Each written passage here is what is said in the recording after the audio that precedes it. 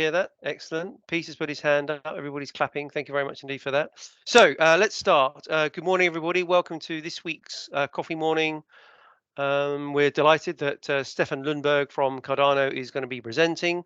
If you have been on the Playpen Coffee Morning before, you'll know the format. So we will open up the chat. If you would like to ask any questions or make some statements in the chat, please do. I've told Stefan and promised Stefan it's informal, and we're very nice people. But if you want to ask awkward questions, raise a hand, and we'll bring you in at any time. So as I say, it's being recorded, and I will now pass over to Henry, who will chair the event and introduce Stefan. So Henry, over to you. Thanks very much, Steve. Hi, Stefan. Thanks for being on this call. The fact that we've got so many great people on the call is all to do with you and not to do with us. I can't tell you how grateful I've been over the last year for your work on pioneering pensions, which has produced some of the most interesting discussions that I've really had. And I'm delighted that you can come and talk with us. The tables are turned a little bit. We'll be asking you questions rather than you asking other people questions. Hope you're happy about that. But let me kick off with the first question. Where did you get the idea for pioneering pensions, and what did you really set about doing? With pioneering pension, I had quite a broad network, and I speak to people in different countries, and I always get a lot of value out of it, because most of the stuff you come up with, someone else thought about it somewhere else in the world, and they also tried to see, what's working or not. So I thought, instead of me just having that one-on-one conversation with people, why don't I make a webinar out of it and have a conversation on a topic that I find interesting and they've been doing a lot of work on, and then we open it up for questions so anyone can ask questions who are interested. So it was an idea of saying, we're all in this together. We're all about thinking about a better pension. This is not one company or another company. We all are expert and love the topic, so we all want to learn about it. So why not share it? And the more people who hear it, the more new ideas can come, and the better we can make it. So it was a bit of a passion I had, and I convinced my colleagues at Now to sort of help setting up and make it happen and make it work. It's a lot of work behind the scenes, but now when it's sort of working and then we have a nice formula, I really enjoy it, because I get to meet interesting people. People in the audience get to ask their questions, and we can share the knowledge so we all can learn and do better. And I think that's the whole idea with the pension community. We're not really competing on this stuff. It's more like the better we know things, the better we can learn. It's so cheap to learn from other people's mistakes instead of doing it them yourself. Nicely put. Of course, most of the discussions have really been about this whole business of what horribly is known as decumulation. What do you think is driving the political agenda in so many countries, getting us to think about how we turn our pots into pensions? What's the key driver for you? Well, when you start talking to people why they're doing things, I think the biggest driver is we have an aging population, we have low birth rates, so we need to do something, and having a funded pension is a way to sort of make it more generational neutral. So that, I think, is everybody, irrespective of political views, kind of agree with that. The challenge when you want to turn that into policy is that pension is long-term, and politicians, it's for a 4-year period or something like that, so it's relatively short-term. And the challenge there is how do you get it going? And you're also always stuck with the past reforms. They are sort of the starting point, and then you can do something, so you cannot make huge changes. So when you start looking at different countries, you can say, why are they doing this? Well, it's path dependent. So this is probably what they can do from where they come. I think also retirees are becoming a more and more important group, because if you look at the people who vote, they now are in Sweden at least a quarter of the voting population. So politicians start to look a bit more their way and see, how can I get this group happy? So that's also a shift we start to see. I also see a lot of things with the politicians. It's a bit like one thing is there's a lot of money in funded pension. This is true for Sweden, Netherlands, France, and here the same debate is like, these are money. How can we make use of it in a certain way? So you hear the big debate here in the UK on sort of investing more in the local economy and creating growth. They have a similar debate in France. You hear the same noises all over the place. And this is nothing new, because in the 80s, well, pension had to invest a lot in government bonds, and that was a way for the government to get cheap funding. So this is something coming around, going around. It's really important that trustees look at it, and if there's a good deal, go ahead. If it's not, you shouldn't, right? So a good thing in the UK, you have the trustees to put a bit of a buffer into that. And finally, the trend towards scale. I'm a bit hesitant to that trend, because yes, when it comes to administration, when it comes to doing that kind of things, you have economies of scale. When it comes to investing, it's not necessarily the case.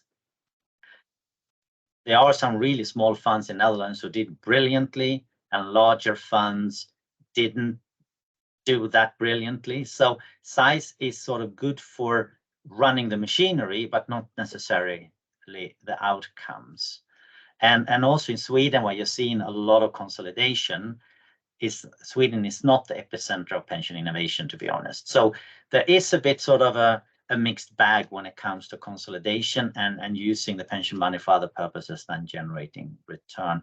And I would say, to quote Yogi Berra, in theory, there's no difference between theory and practice, but in practice there is. And I think when you're actually going to put this to work, you just have to think about what are the mechanics of the market, how is it going to work? Because what sounds good in theory has to be translated into practice, and that is a challenge. It's really interesting that you hit immediately on this consolidation thing. A lot of what we see coming out the Mansion House reforms is about consolidation, isn't it? And there's quite a lot of use of the term collective in there, which is odd, because this is basically a continuous government from the government that brought us pension freedoms back in 2015. What do you think is the direction of travel, not just in the UK, but generally? Are we moving towards a more individualistic way of managing our retirements, or is collectivism making a comeback? Oh, that's a difficult one. And I think what people need is flexibility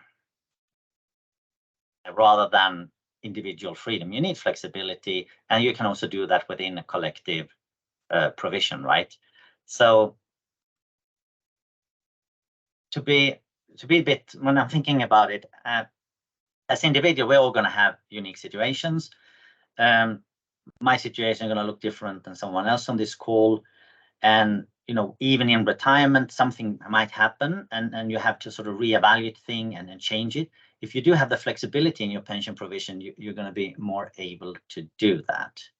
And I'm thinking about flexibility in terms of how do you want to adjust your income profile, rather than selecting between different investment strategies. So I think when you're building solutions, and we might come to that later on, just because it's collectively implemented doesn't have to be like a black box, or it doesn't have to be that, I say, it's a one size fits all. You can also think about making it more flexible in its sort of context. Con, probably should turn on off your microphone. You're getting some noise feedback. I hope it's not me, but if anyone's not on mute who should be, please could they do something about it? Maybe Mr. Con, yes, that could be it. Yeah. It's good to see you, Con, coming from America. We missed you. So my next question, I guess, comes out of that, which is, we want flexibility, but we all seem to want not just flexibility, but we also want guarantees, or so we're told. Does your we had a really interesting presentation here on Pension Playpen and on pioneering pensions from Aaron Muraditova. I hope I said that right. And he talks about the need for guarantees, especially for people who've got low incomes. I'd be interested in your views about whether or not we're moving towards or away from guaranteed pensions. Yeah, and I would say you have to think about what the individual have. Right? So in the UK, you have one super great asset, and if you work your whole life in the UK, you have it. It's called the state pension, and that's an inflation-linked lifelong annuity that sort of you get. And if you would buy that in the market, £10,600, you're probably going to have to pay 250, 270,000 pounds for something, you know, an inflation-linked annuity. If you then start to say, if I want to have the PLSA,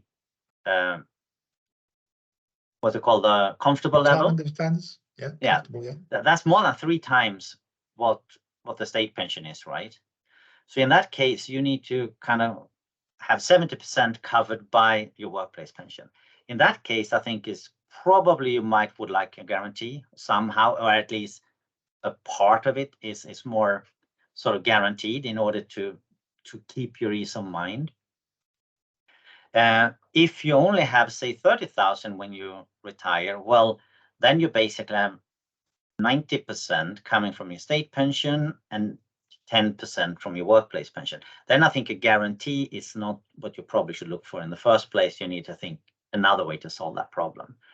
So I would say the bigger pot you have, probably more interested you would be in having some form of guarantee.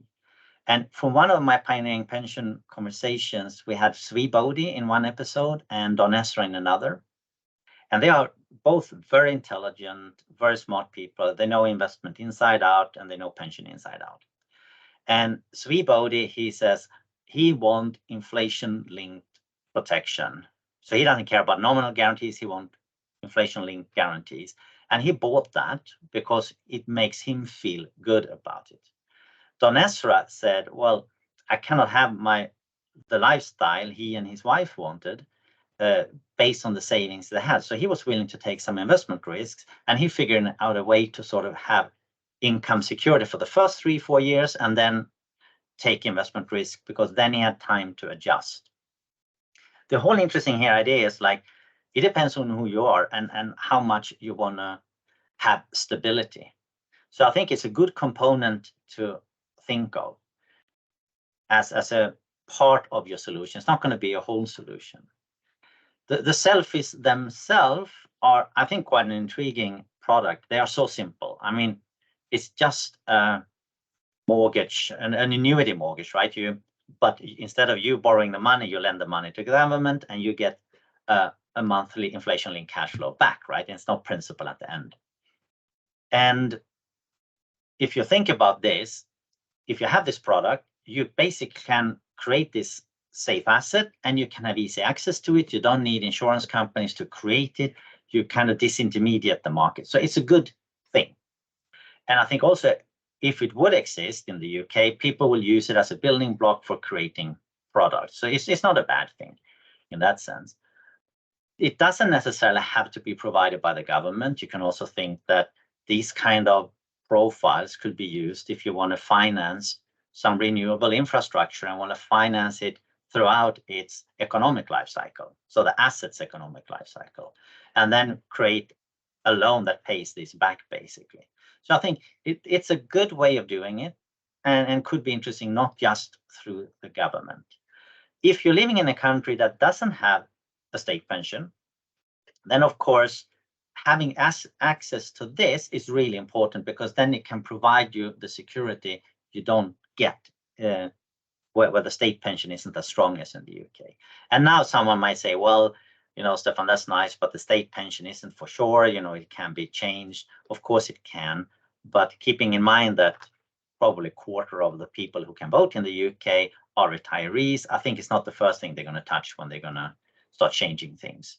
So yeah, the interesting part, if you don't have a good state pension, it's a good thing to have. And in Mexico and other places where they kind of launch it, I think it's a good part. But also for people who have larger pot, it can be an interesting way to create sort of a stable part on top of your state pension.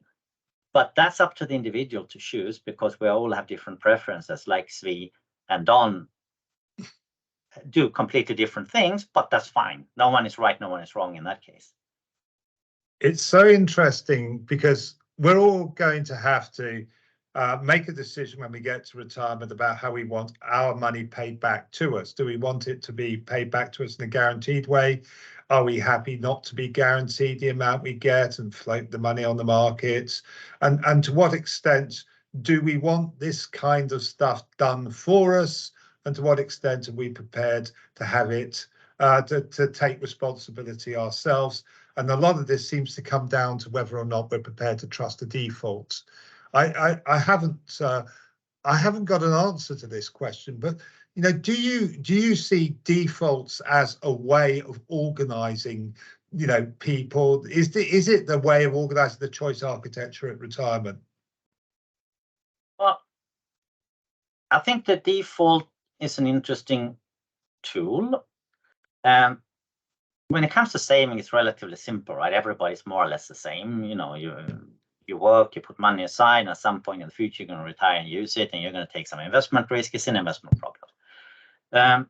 When you're at retirement, as you say, it is a sort of spending problem. It's not a savings problem anymore. How I'm going to use money I have. And the way I look at it, you have, first of all, you need to pick what kind of cash flow profile do I want. Secondly is how affordable versus stability do I want, i.e. how much investment risk am I willing to take? And then finally, how much flexibility versus do I want to pool my individual longevity risk, right? And get some extra for that. So those are basically the three things which you have to think about when constructing this. And I think that's the reason why it's so difficult for asset managers to come up with a solution, because this is more like thinking in terms of an insurance problem, managing cash flows and making a couple of trade-offs. And those trade-offs are going to be very different between you, Henry, and me and other people in the call. I would say finding a default for those who do nothing is probably put them in a holding pattern so they have a lot of opportunities in front of them. So you don't closing doors. I would be very hesitant to put people in a default, which is a Hotel California solution, right? You can never leave. Exactly. So I mean, if you put someone in a annuity and you're locked in for life, you cannot do anything. What if it changes? What if you have other preferences? So that's something you have to choose, in my opinion. And also, if you have to make sure that when you offer Hotel California solutions, so where you pool individual longevity, you need to make sure you don't overpromise at the point of sales, because that's what's going to get you in trouble later on. But you can't leave. So if someone promises you a lot and can't deliver, and with this when the market is going to deliver things for you, it can be much less than you expected.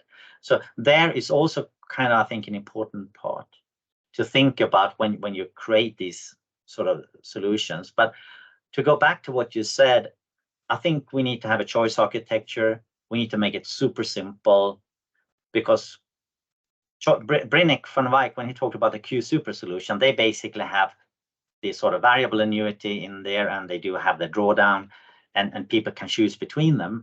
But don't make it too difficult. Don't make it too complicated. And don't offer too much choice and too much flexibility. I think we as experts, we want to say, what about this condition? What about that? What about that? So building a choice architecture is not about what you are going to offer, but what you are not going to offer. So what you take away is probably more important than you leave in there, to make it an easy, understandable decision for the members. And Richard Thaler, he had this really, really good book called The Nudge. I think everybody read it in this. And if you read the first version of it, what I find interesting in that one, what they said, if you're going to have a choice architecture, the two alternatives or three alternatives, whatever you show, the person making the choice needs to understand the consequences of that choice. And therefore, if you offer things where you can't say, well, if you're going to go for this provider's global equity or that provider's global equity, as a member say, well, I don't know any difference. But if you want a different cash flow profile, well, then you can understand the consequences of it, right? So it's important part here is to sort of make the choices understandable, so people can make an informed choice rather than filling with a lot of noise choices. Okay, that's clear. I'm interested in some comments coming in, and we'll come back to them, Steve and others. But could I press on and talk about a specific, and that's there in lots of different parts of the Mansion House Reform Papers, and that's this mention of CDC as a decumulation option for people as opposed to a whole of life option. I'm interested in your views, Stefan, about these two perceptions of CDC and about which seem more workable to you than others, and whether you think either of them have got practically application in the UK. Well, collective CDC still need to be defined. We have one definition, it's the Royal Mail, and they say we're open to other definitions. I think the way I try to understand the difference between CDC and DC is, for me, CDC, let's back. The big difference is how do you do the accounting of who owns what in the scheme. In a CDC, you work with pension rights as you did in defined benefits. And then you can increase or decrease the pension right depending on your assets in the background. With DC, you work with units. So it's just another way to figure out who owns what. And if you would put in, the same contribution, the same investment returns, the same mortality gains, the same payout profile, etc., there won't be a lot of different in outcome. There is no magic in here. It's just how much risk you take and the trade-offs you make. And the big difference comes when things are not going according to plan. You're going to say, how are we going to redistribute the bad luck? And that's when you can end up in trouble with CDC. So if you start looking at it, and from that perspective, there is no you're not going to get better investment returns from CDC. You're going to have another risk profile, and that's where you're going to get it better. For whole of life CDC, I'm not overly optimistic. I think it's a good tool for those who have a DB scheme today and thinking about how can we move into something less hard. So an open DB scheme today could be a possibility. I think local governments might think about this as a way if you want to move from DB to something simpler. So I think it has a purpose, but I don't think it's going to be like people are going to buy, oh, I want one of them. Then for the decumulation only, I'm more positive because the advantage there is you don't have active members and retirees in the same pot. You only have the retirees. And the important part with this, whatever you design as a CDC decumulation only, it should be arbitrage free across the generation in there. If you can do that, it's a good thing.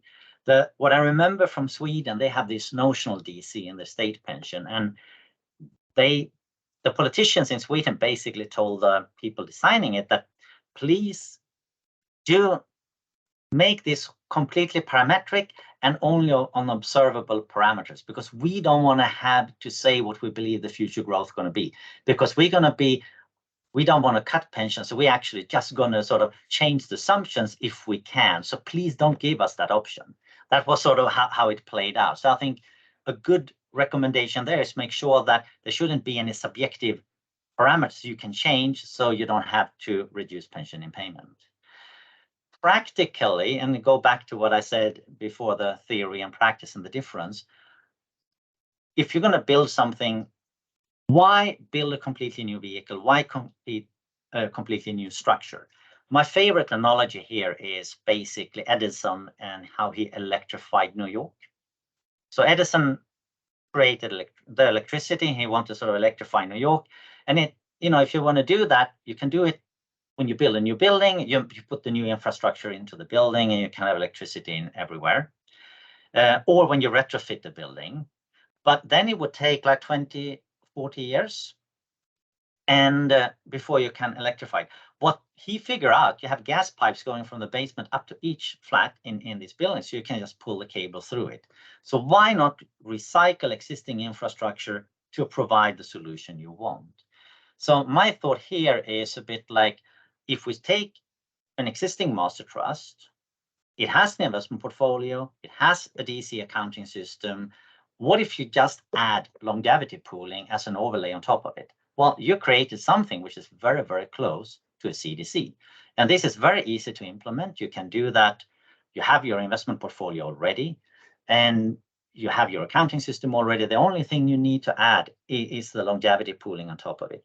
And if you look what QSuper did, or Brennick van Wyk did, if you check that episode, it's exactly what they did. And then it becomes relatively cheap and simple to implement. And I know in the UK, the rules here, it's a bit difficult to do this, because if your money purchase fund, you cannot do an annuity like this. But I think there are many ways to achieve this. And sometimes I think it's worth to take the simplest route and use the infrastructure you have instead of creating a new one. Thanks for that. And there's some really amazing points coming out of that. I love the Edison analogy.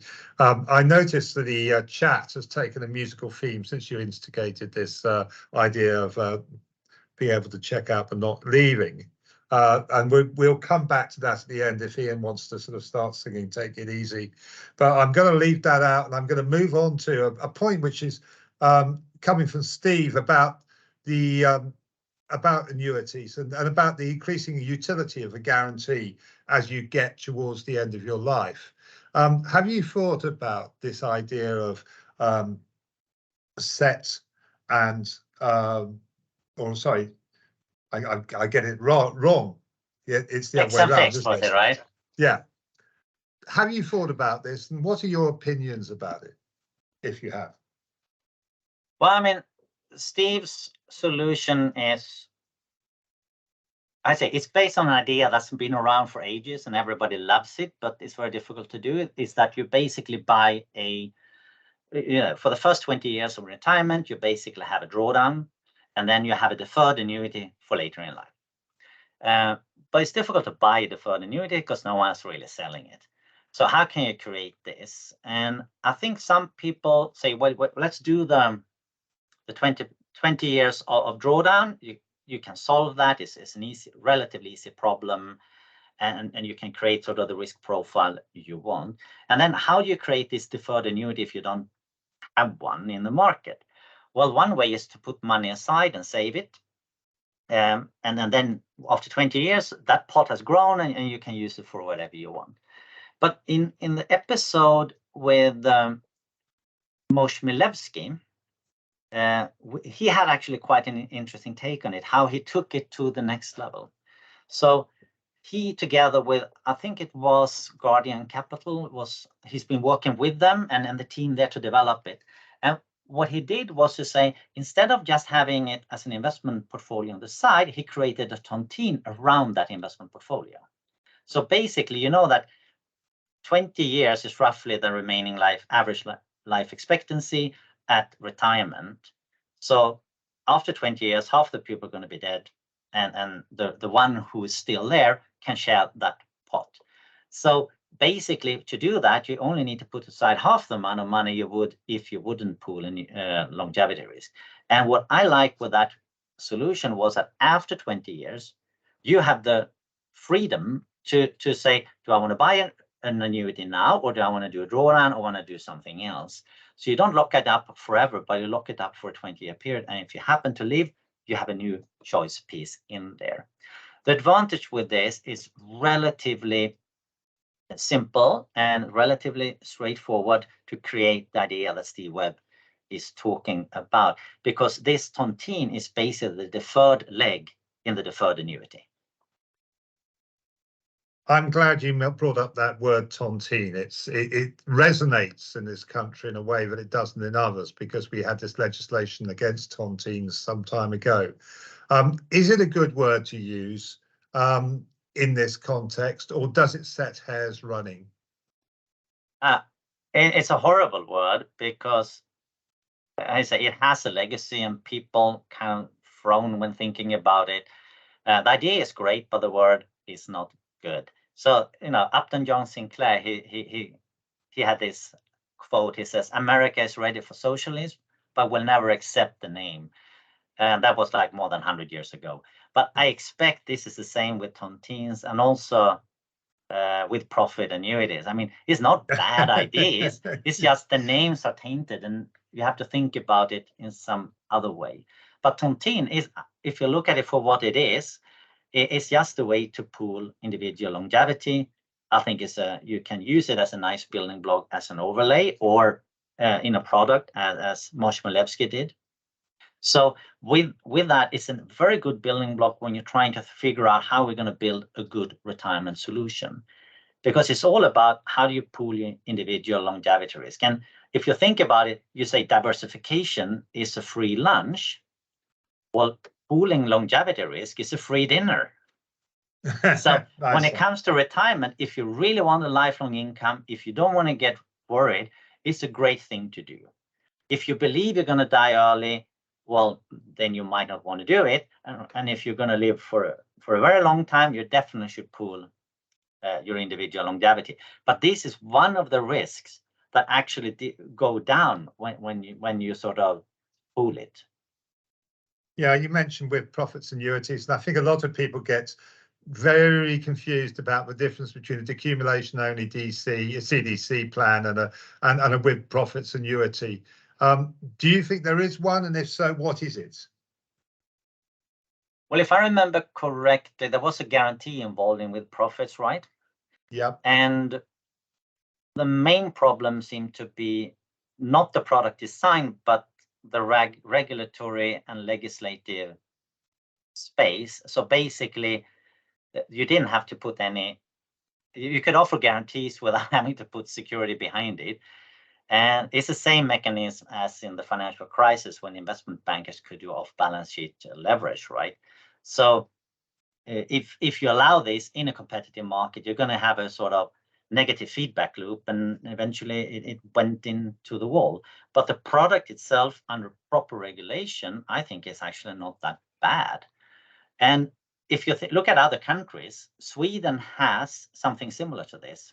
It's called the traditional life insurance policy, which is basically have a guaranteed floor, and then you have a bonus. If the company do well, or the insurance company do well, you're going to get a bonus. That bonus is not guaranteed. So if there are tough times, you can actually have a cut in pension payments, but never below the nominal floor. Okay, in real world, that's not that useful, because the floor you got, you're probably far away from that after you're on the bonuses. And so I say the guarantee is not really hard, but it is basically with profit solution, and it works well in Sweden and worked well over the years. In the US, you have TIAA.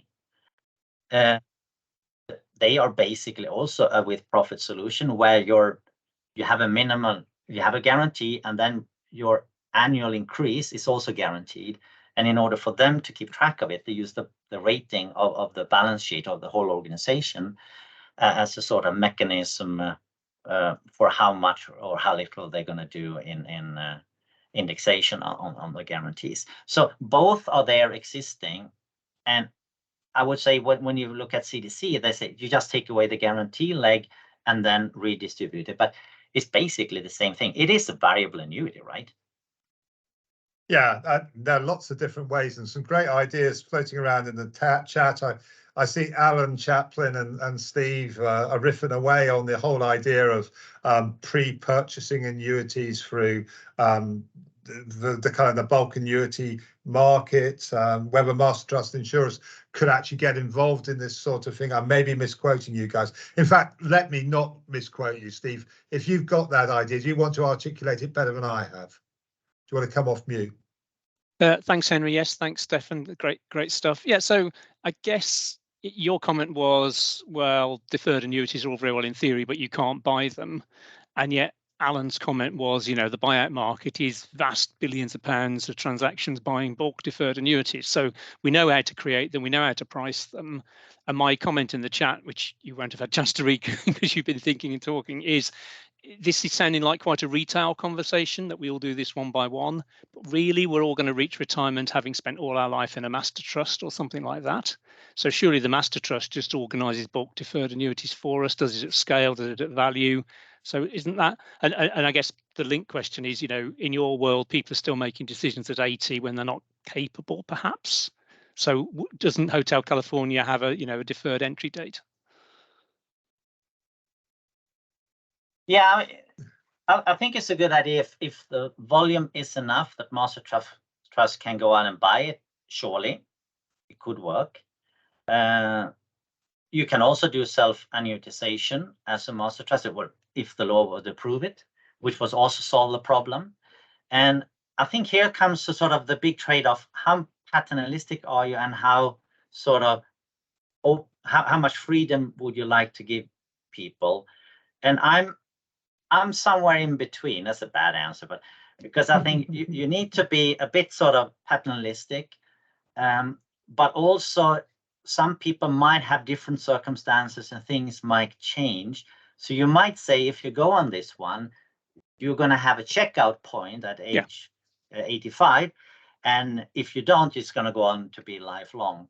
Because you might have had a divorce, you might have moved to another country because your children moved there and you want to follow them. You never know sort of what's going to happen. And having some flexibility, I think, is really important.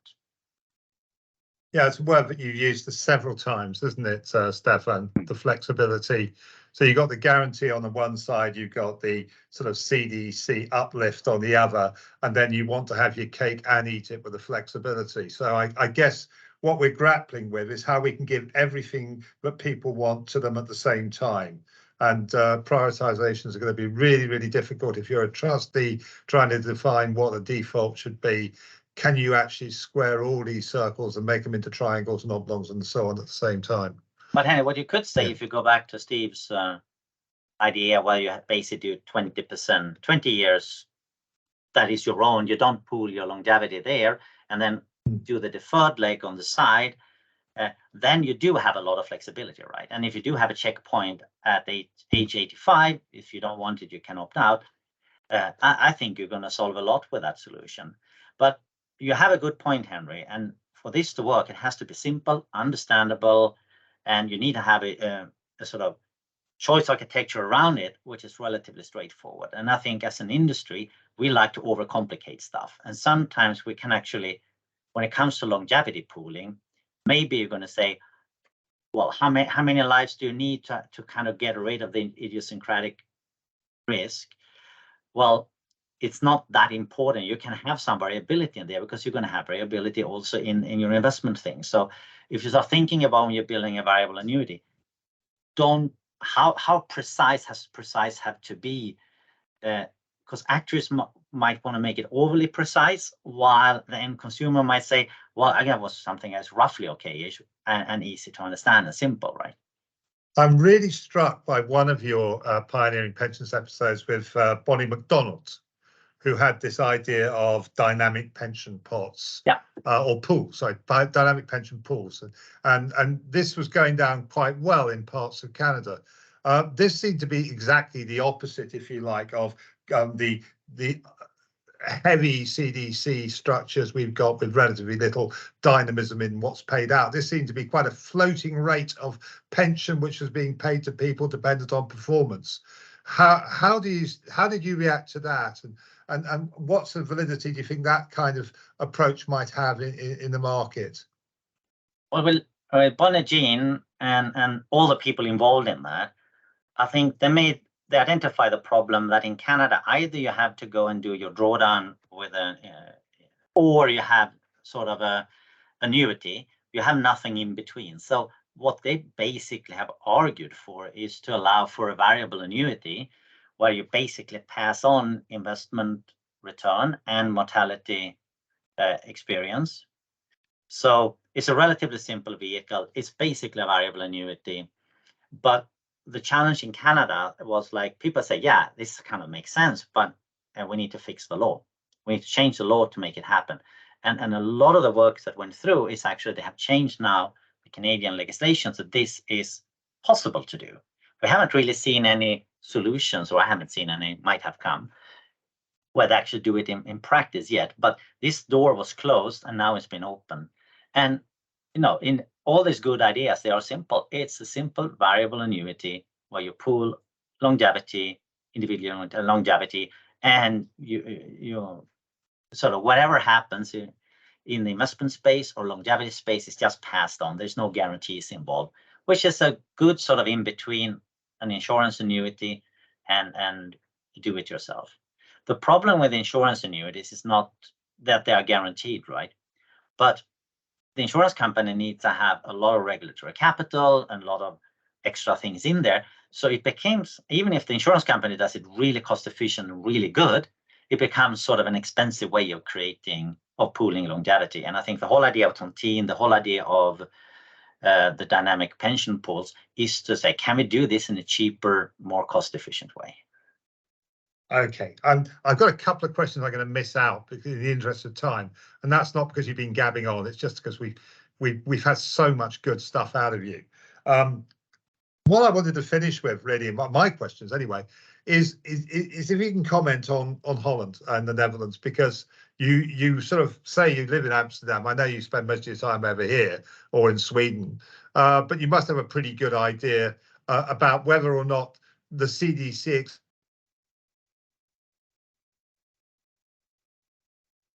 experiment and what that teaches us in the UK. Well, everybody looks at Holland and say, wow, they have an amazing pension. And what's amazing, it is truly amazing, is that it have broad participation. So it's like a quasi-mandatory system. So 90% is covered. High contribution. The Dutch say I work 4 days for myself and 1 day for my pension. And they have large pension pots. So it's a well-funded system. And also, the challenge we had with CDC in Netherlands is they made a very unique journey. So they had defined benefits, but then they said, instead of closing the defined benefit schemes, we're going to water down the defined benefit rights. So they never grandfathered the old rights. People were basically having hardcore defined benefits, and the next day they didn't. And this was a slow process over many, many years where they sort of eroded the guarantees in it. And this, of course, led to a lot of challenges, right? Because people thought they had defined benefits, but they didn't. They had a collective DC solution. How can they do this? Well, the Dutch were clever, they're tradespeople, so they put in a clause in DB that says it is defined benefit until we can't afford it anymore, and then we're going to do something with it. So that's the starting point. So they basically now have large pools of collective DC that used to be DB money that has kind of moved this way. And the challenge then was, of course, it was oversold, overpromised, right? This is as good as it used to have. Don't worry, you're going to get your pension. And then interest rates went down and you had sort of a bit of challenges. So they had to start do pension cuts. So it was a lot of trust were lost. If you look at the overall outcome, it wasn't that bad, to be honest. But the people lost trust, politicians started to get more involved, and they became a push that we cannot redistribute from younger to older people. And so that was one part of it. Another part was that being stuck in the defined benefit accounting framework make life so complicated because you can only move the pension rights up and down. It has to be fair across everyone. And this, I think, when you're thinking about collective DC today, can you build flexibility into it? Because if you use this methodology, you're going to have difficulties to offer some flexibility to the members because it's a one size fits all. And here's a bizarre example. You're not going to believe this, but it's quite fun. So in the Netherlands, the idea was that, okay, if you do work with this pension rights, a young person is very cheap, going to have to pay a lot of pension money for that. An old person is really expensive because all going to get the same pension rights. That distorted the labor market. So instead of changing then to DC accounting, they said, well, let's put a flat contribution rate into this DB accounting framework. So young people will pay way more than they should for the pension rights, and old people will pay way less. And if you stay in the system the whole time, it won't be a problem. But the problem is there's not only one pension system in the Netherlands. You do have a DC pension system working more or less like a master trust in the UK, and you have these collective schemes. And when you move with them, between them, of course, I moved from a CDC scheme into a DC scheme at age 45. which basically meant I just paid a lot in, and when it was time for me to get it, I didn't get it. So I was sort of supporting the older generation. I never got a subsidy. So okay, no problem for me. But the challenge here was, how do you can navigate a system like that? And every time you want to do a change, you're going to say, how are we going to redistribute from this group to the other group? So the point here was, it turned out to be very, very inflexible. So what the Dutch did in the pension reform, they just moved from saying, we're not going to work with pension rights anymore. We're going to work with a unit-linked approach in the back-end accounting. And now we're going to redesign these schemes. And some of the schemes who are these collective DC schemes today, they're going to rebuild their sort of product in a DC framework, and you can get quite far with it to get something similar. So it's more like it became an ideological discussion, but actually it was like, how can you make the best accounting out of it? So I see the reform in Netherlands as a big step forward. Yeah. If you do DC accounting, you can actually sort of in the future do some flexible adjustments. With impeccable timing, Tom McPhail has put his hand up just at the point where I would like to say thanks, Stefan, for the formal part of your presentation. And we can now move to questions from the audience. So, Tom, do you want to take yourself off mute and fire away? I see you've got a monkey on your shirt, which is nice to see. Very on brand, yeah. Thank you, Henry. Thank you, Stefan. That was super interesting. And your comments right at the end there just prompted a thought that had been kind of turning my mind anyway, which is around cross subsidies. And you talked there about the young subsidizing the old, and how you trade off the fairness across different cohorts of the population. We seem to have a bit of a problem in this country talking about cross subsidies, whether it's on charges or on collectivized schemes. And I just wondered, and others on this call may dispute that assertion, but it seems to me that the whole pension system is riddled with cross subsidies, and it's politically quite difficult to talk about those things because it can curb one person's freedom because they're paying for another person in some way, or you're doing intertemporal cross subsidies. So how do we address those questions without upsetting people? How do we deal with those cross subsidies? Do we just continue to not talk about them? Well, if you don't talk about them, things can get unpleasant because of, not because intended, but of unintended consequences, right? Like in Netherlands. If you want to pool longevity, you do a sort of cross subsidy somehow, right? Because those who die, they leave the money to those who are staying around. But on the other hand, there's a lot of value for those who happen to be in there. And when you're trying to make it, I think you're always going to have some cross subsidies, but it cannot be too big. And the challenge I saw is that when there are too many cross subsidies and the system is unclear, you don't know how it's working, everybody think they are holding the bad end of the deal. So even if you got a good deal out of the cross subsidy, you think you're a loser. And that's when you start losing trust in the system. So I think transparency and simplicity is really important to make it work. But I wouldn't rule out sort of transfer between generations if they're small enough, right? That answer your question, Tom? Yeah. I'm going to move on to John Quinlivan, if I may, because he's brought up a case in the States regarding United Technology, which I know nothing about. So do you want to explain what United Technology tried to do and why you feel no one's copied it? Or well, I mean, it's picking up some of, frankly, Stefan's excellent points, which is how do you combine the choices that individuals want at the same time giving them a pseudo default using, picking up on Steve's point, on using institutional pricing. So they introduced a bulk variable annuity at age 60. And they over-engineered it a little, I think, but it was the first of its kind. And it was on the back of the 401k, people were flipping in. I think they were flipping out of the 401k into a retail product, I'm guessing. I wasn't that close to it, but I just saw it from afar. And I don't think anyone, I mean, the idea was to provide some longevity protection in a DC world. while giving people choice and ensuring that the capital didn't die with them. They didn't have a newer site. Now, VAs have had their challenges with low interest rates and so on. I'm not saying that's the answer going forward, but no one copied it, I guess, because it was complex. And I suspect that one of the challenges we have is that solutions that involve transparency with the complex solutions we're trying to solve are going to be difficult to get across the line. That's the one worry I've got. I think a big challenge for the US and is that everything is so legislated there, right? So if people are going to try to sue you if they can, so to say.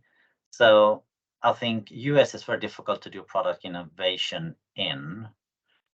If you look at I think it was my first episode of Pioneer Pension where I had Brynnick van Wyk from Australia. He talked quite a lot about this, and he said people would not be willing to put money into this sort of lifelong product because they're afraid they would die early. So what he basically went off and said, well, you're always going to get your money back. So you're going to get whatever what you put in. Once you get that back, that's a sort of guarantee.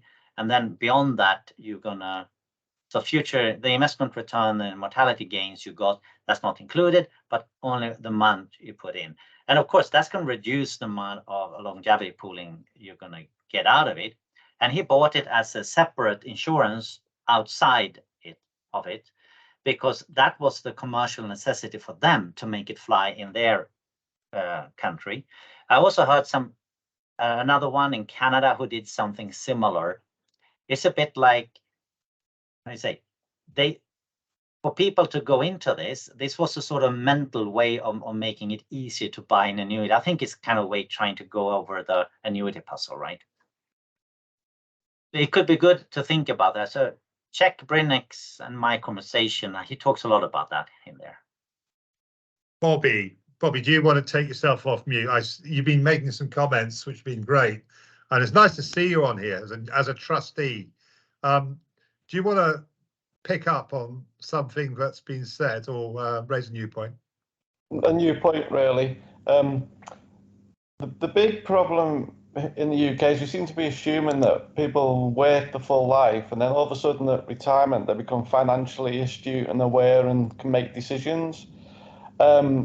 When the reality is most people are going to just want to go into something that's reasonable, but that doesn't mean there's not a significant number of people that will want to make a decision. But what we seem to be doing is trying to solve both problems at once, or solve the problem for the people that can make a decision, rather than let's solve the problem for the vast majority of people that will never be able to make a decision, really. So we need to give them some way through to retirement.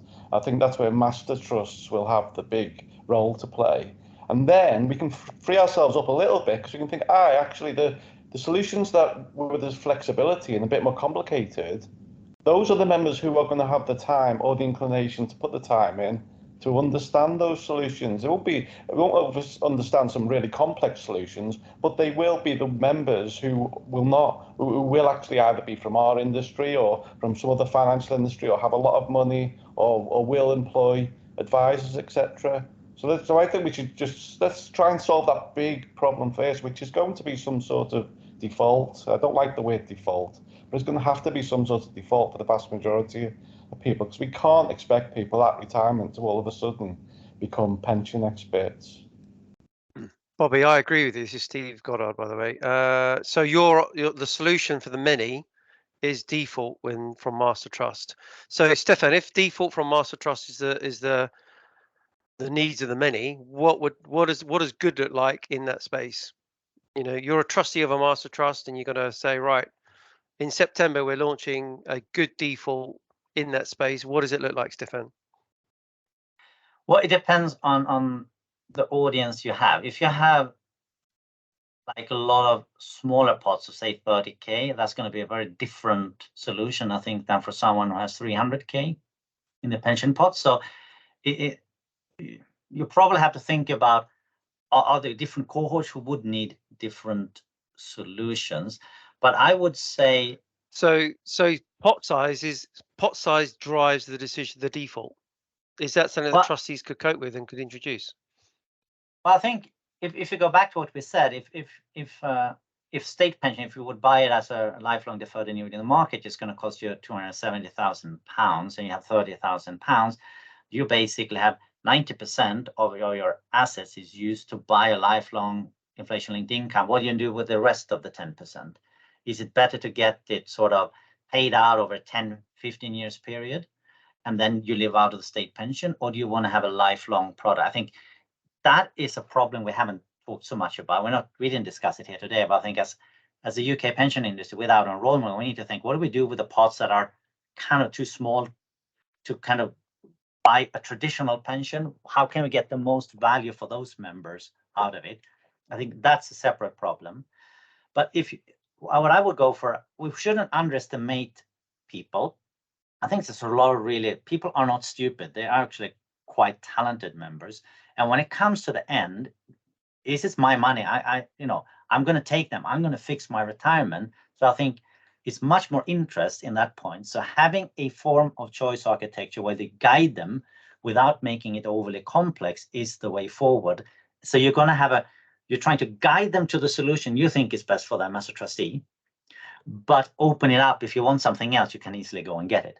So it's not sort of a default, but it's a guided journey on where you're going to go. Because if you don't even contact your pension scheme, what are you going to do then?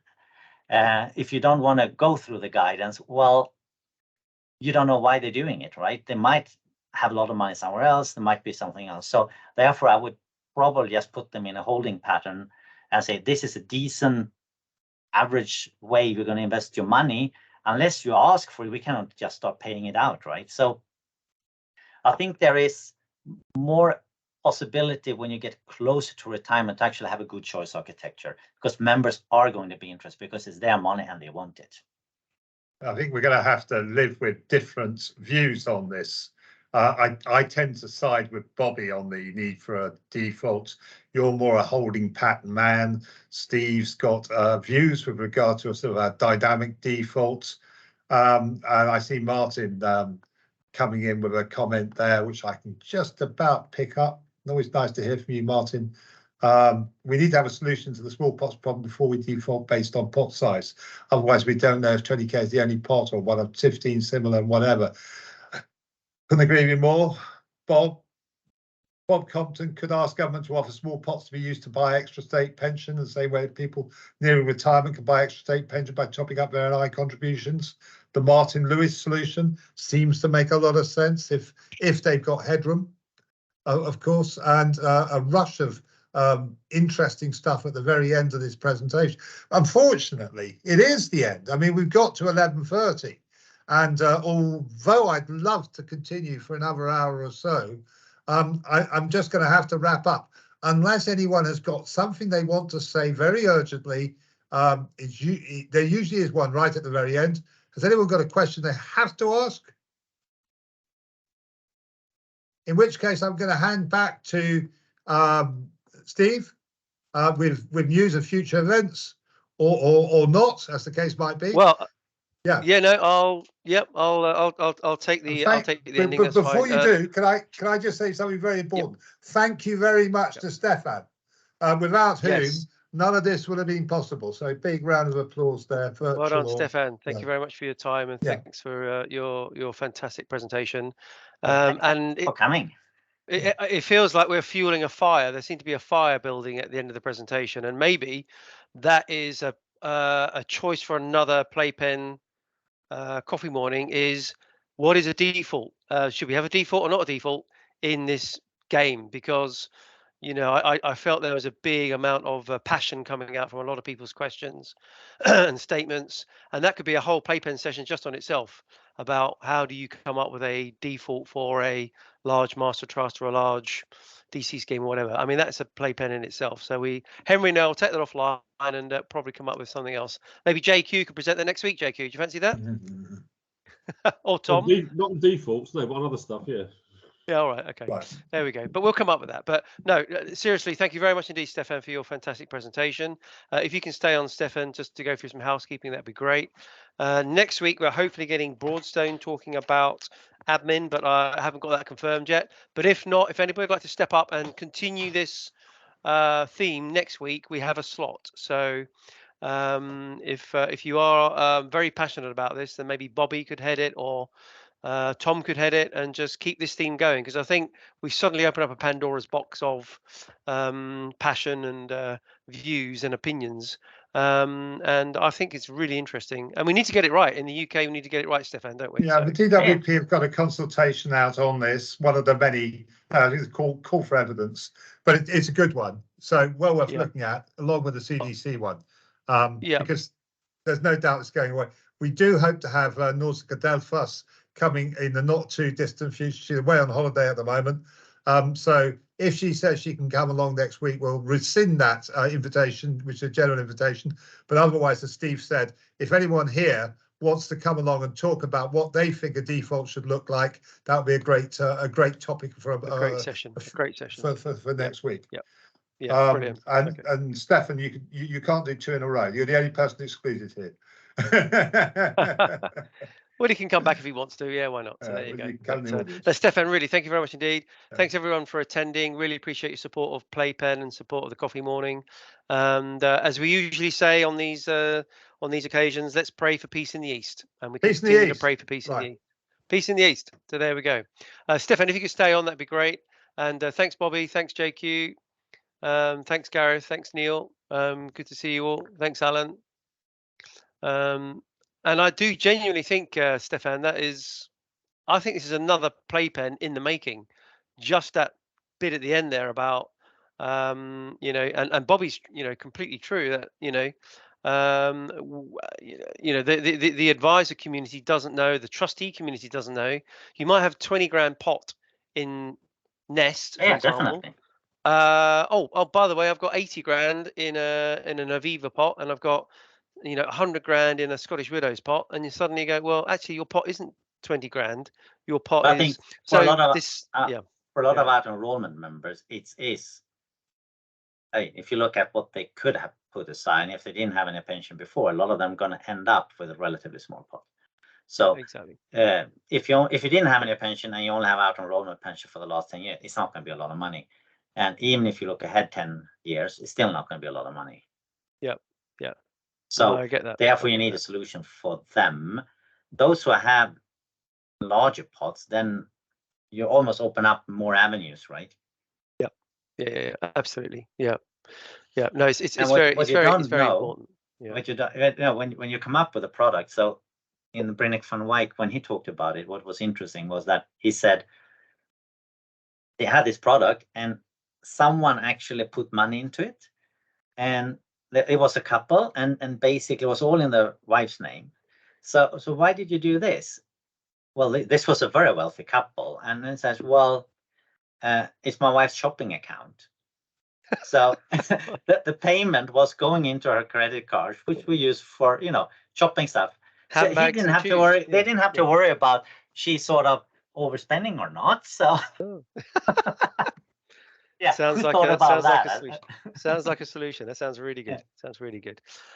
So yeah, I just wanted to give my personal thanks to Stefan, to say that's a really, really great session. I think we will try and continue the theme next week. If you want to join, please come along. We'll get Henry or somebody to head it up as well, and we'll do the same thing, because I think it's a massive area of consideration, because you're talking about millions and millions and millions of people's retirement plans, and they are all like pebbles on a beach. They're all different shapes and sizes. That's the bottom line. So we've got to come up with something which I think is robust and a call for action. So yeah, please join next week. That would be absolutely brilliant. If you could so this is the part where what we're going to do is do a little 1 minute snippet, which will promote Cardano and you on LinkedIn, and a summary of what today is all about. What do you think the key areas are? How can we fix the solution? But literally a 1 minute executive overview and and then we'll take that snippet and put it on LinkedIn. So Stefan, what was today all about, and did you enjoy the session? And what is the greatest challenge? Well, Stefan Lundbergh here. I really enjoyed today's session with the pension playpen, and I shared a lot of experience I had from pioneering pensions, where I talked to industry experts across the world. The good thing here is we're all sitting in a more or less the same boat. We face the same challenges, and it's very good to learn from other countries what solution worked and didn't work. And based on that, it can inform product development here in the UK. It should inform policy making, so we can get good pension products that work for ordinary people. And the important part is to take away all the complexity, all the jargon, make it no nonsense and understandable, because something people understand, they tend to trust. So the challenge for us, I think, as an industry is don't overcomplicate things, make it simple, make it understandable, and learn from other people's mistakes across the world and other people's successes. That will be my message for today. Fantastic, brilliant. I really appreciate that, Stefan. And as I say, if you kindly could join next week and be part of it, then that'd be great. I might ask Steve Webb if he wants to sort of be in the hot seat, I guess, or Bobby or whatever. But please join and be part of it. I think it's a massive thing we as an industry need to confront sooner rather than later. So it's really good. So brilliant. Thank you for your time, Stefan. Enjoy your stay in your little Swedish home, or large Swedish home, and enjoy that. Yes, okay, enjoy. See you soon. Take care. See you. Bye. Bye-bye. Bye.